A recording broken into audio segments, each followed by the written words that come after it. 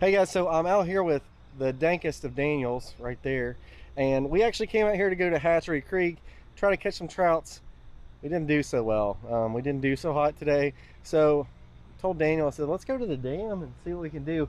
And came out here, and all we have is ultralight gear, and we have already both caught some fish.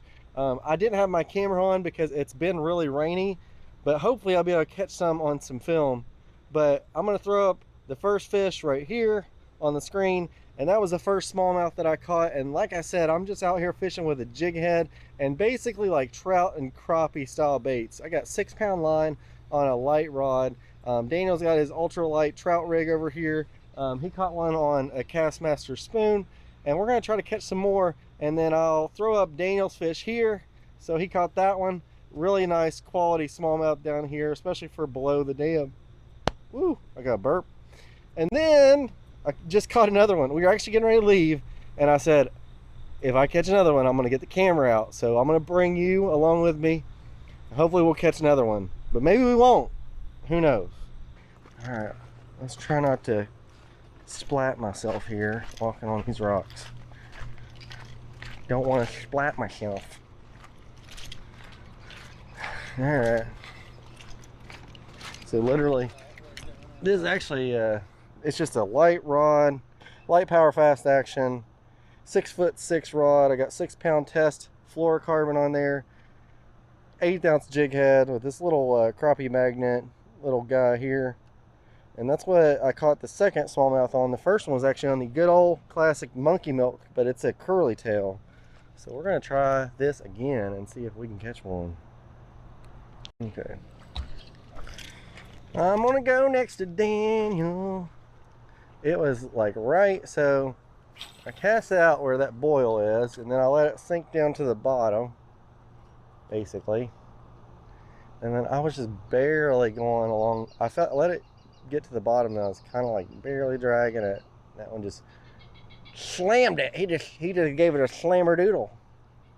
Slam-a-lama ding dong. Slam-a-lama ding dong? Yeah. Slam-a-lama DeLong.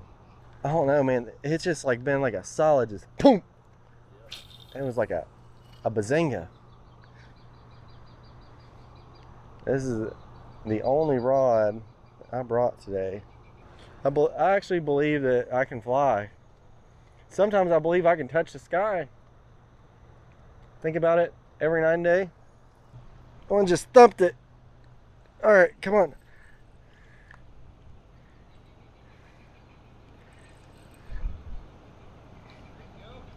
Huh? There you go. Finally. There we go.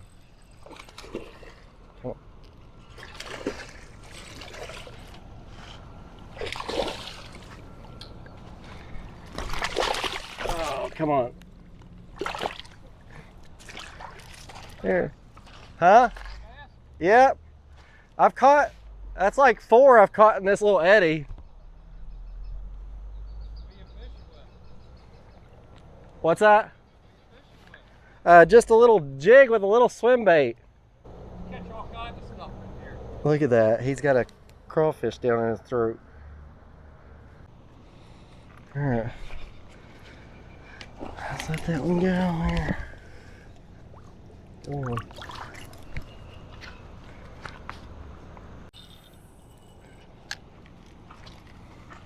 Yeah, I can deal with it. I mean, I'll even go fishing when it's cool and rainy, but once it gets cold and rainy, it just gets miserable. Your hands get wet. No fun. Especially when you're not getting bites. Usually you can get warmed up, catch a couple good fish, and get warmed up for a bit.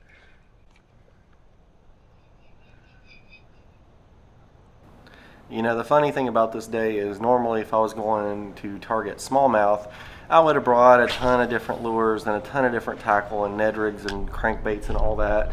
And I end up going out here and just catching them on these little itty bitty swim jigs, and it was extremely effective. Sometimes I think we really have the ability to overcomplicate fishing, and you just got to keep it simple.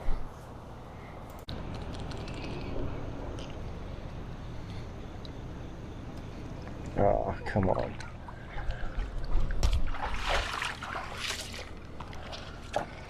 sacrificed another one to the Davy Jones locker. That's the thing, is if you come and do fishing like this, you gotta be plenty of baits because you're gonna lose them.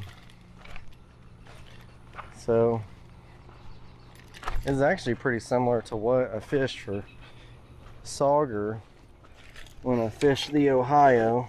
But I've switched up the actual plastic every time, but this one, just this little jig head here, and then that last one came on this one. It's a Slab Hunter minnow. It's a little Bobby Garland, little itty bitty swim bait, and good, you know, just in RHINOjoe Outdoors fashion, we got the monkey milk color.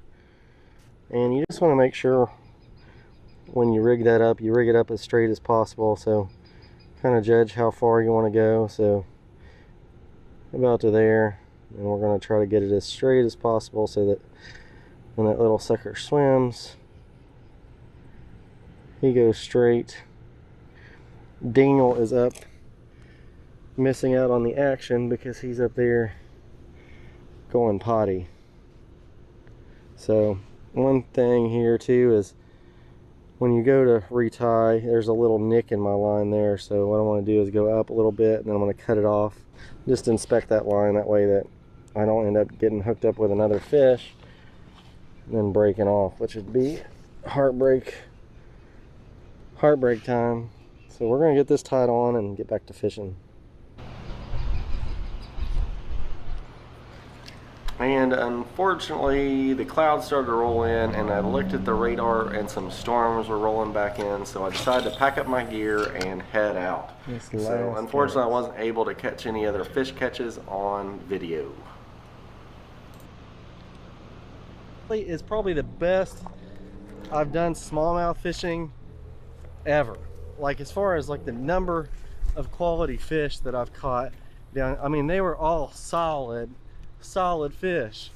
So super fun. As you all know, I love catching smallmouth.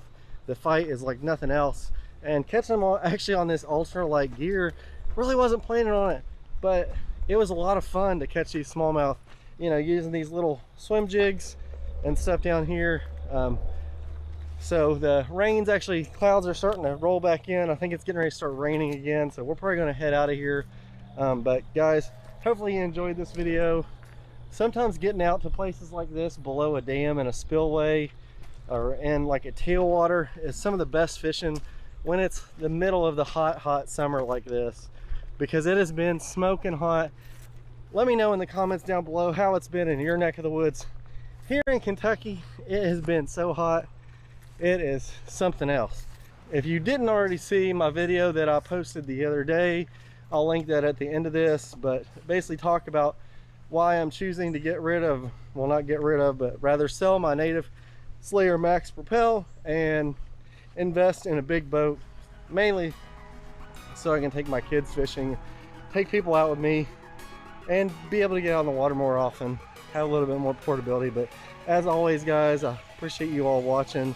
Appreciate Daniel for coming out with me today and catching some fish, and I will see you guys in the next video. Peace.